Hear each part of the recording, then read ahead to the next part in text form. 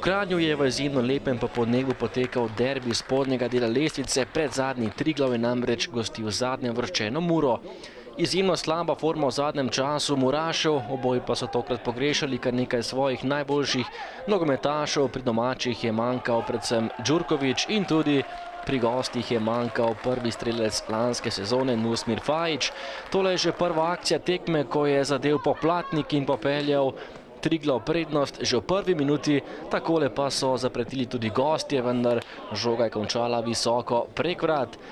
Triglav pa je bil potem nevarnejši, naslednja kombinacija v 14. minuti, takole je poizkušal Stojnič, na pravem mestu Draković, ki je branil vrata Mure, čeprav je bil napovedan tudi Aleš Luk. Takole pa že v 20. minuti Bubanja, ki je stresel prečko, ostalo je pri zidu 1:0, vendar ne za dolgo. Matej Poplatnik je prišel še enkrat pred vrata Mure in premagal Drakovića še drugič. Poplatnik je torej zabil tudi drugi gol na tekmi in Triglav je vodil s kar 2:0. Do konca prvega dela 3 priložnosti za Muro. Najprej je zgrešil Cipot, potem še en prosti strel. Poskušal je Matej Terović, ki je žogo uspel izbiti v kot. Nekaj težav za Žana Pelka, a vendarle odlična obramba tega vratarja Triglava, ki v zadnjem času brani v izjemno dobri formi.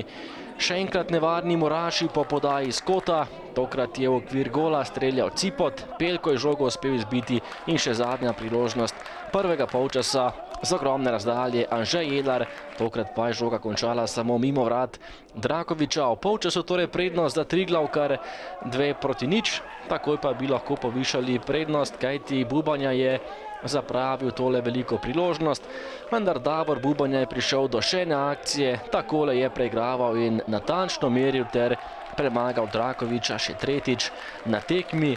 Triglav Mura kar 3:0 in do konca tekme so Muraši poskušali zabiti vsaj častni gol.